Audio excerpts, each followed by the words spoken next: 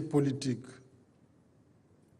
auquel il faut savoir mettre un terme par le dialogue et le consensus pour l'intérêt supérieur de la nation qui transcende les intérêts particuliers et partisans, sous peine d'aller vers des lendemains incertains.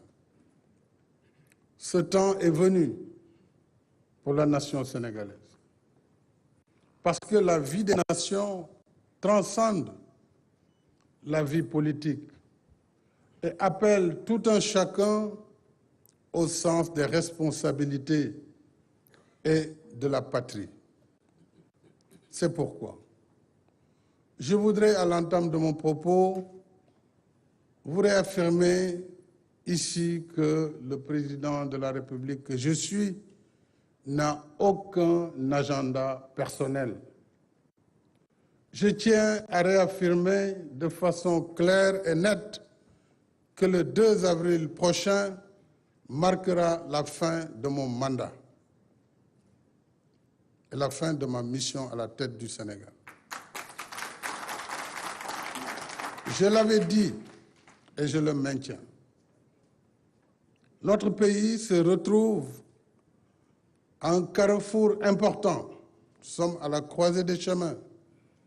Mon souhait, c'est que nous puissions aller vers une élection apaisée, inclusive et transparente.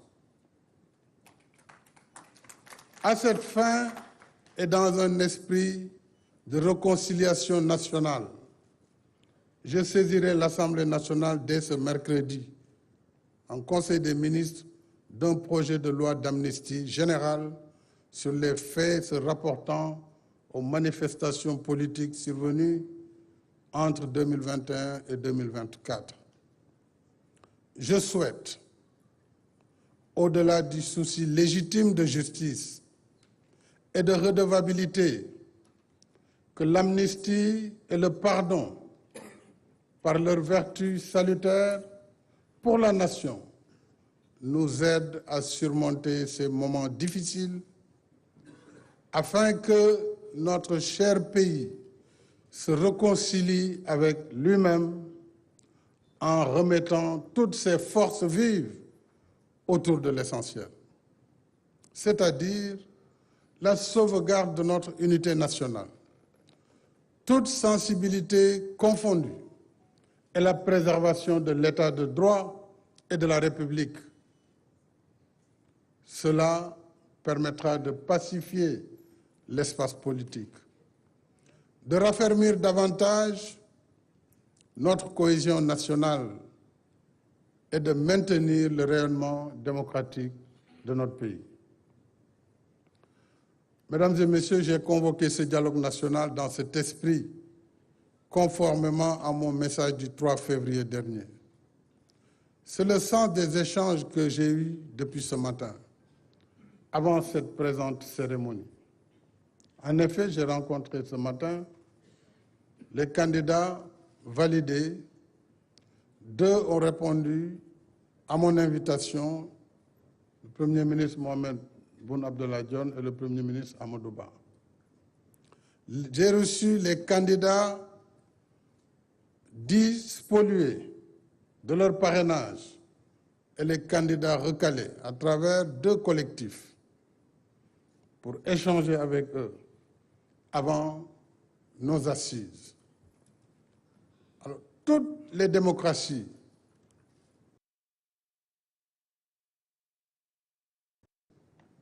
ont leur moment de fragilité, parfois ponctué de violence.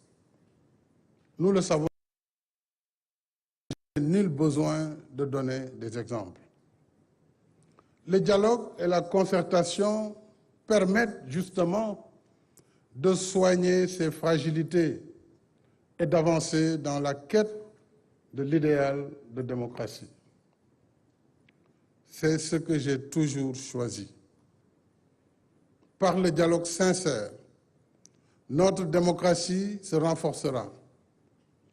Et malgré la charge des épreuves, nous resterons ainsi dans le bon sens de l'histoire, celle des grandes nations qui sortent encore toujours plus fortes des épreuves qu'elles traversent.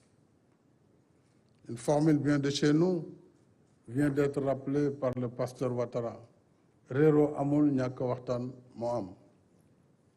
Sans revenir sur les péripéties du report du scrutin présidentiel, je rappelle qu'en prenant acte de la décision du Conseil constitutionnel, qui s'inscrit dans le cadre des mécanismes normaux de la démocratie et de l'état de droit, j'ai indiqué ma volonté de faire appliquer la dite décision pour que le scrutin soit tenu dans les meilleurs délais.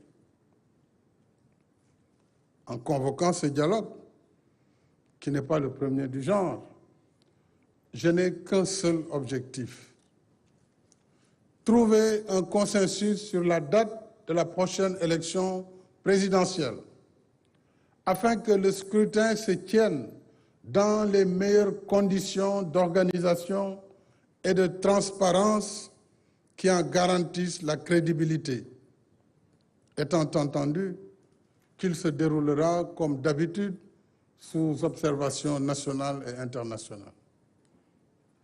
Je demeure convaincu que le peuple sénégalais, fort de son génie et de son attachement à la démocratie et à l'état de droit, trouvera à travers ce dialogue, à travers les ressorts de notre société, les mécanismes appropriés pour garantir la continuité de l'État. Ma volonté et mon vœu le plus cher, c'est de faire tenir l'élection présidentielle dans les meilleurs délais, et ceci avant l'hivernage prochain, et dans la paix. Le gouvernement y travaille déjà. Il travaille pour une parfaite organisation logistique de l'élection, comme d'habitude. Alors, mes chers compatriotes, dialoguons, restons sereins, responsables, pragmatiques et efficaces. Chacun de nous doit se transcender et s'élever à la hauteur du Sénégal que nous voulons. Un Sénégal de paix et de stabilité. C'est ce qui confirmera notre grandeur d'une nation unie par une histoire et un destin commun. Ce temps du sursaut et du dépassement devrait aussi consacrer le pardon, l'oubli et la réconciliation pour la paix indispensable à la cohésion nationale et à la poursuite de nos efforts de développement. Je ne saurais clore mon propos introductif sans remercier le peuple sénégalais pour sa confiance renouvelée durant ces 12 dernières années. Je salue la maturité de notre peuple, sa sagesse et son attachement à un Sénégal démocratique et émergent. Comme je me plais toujours à dire, nous sommes parce que le Sénégal est.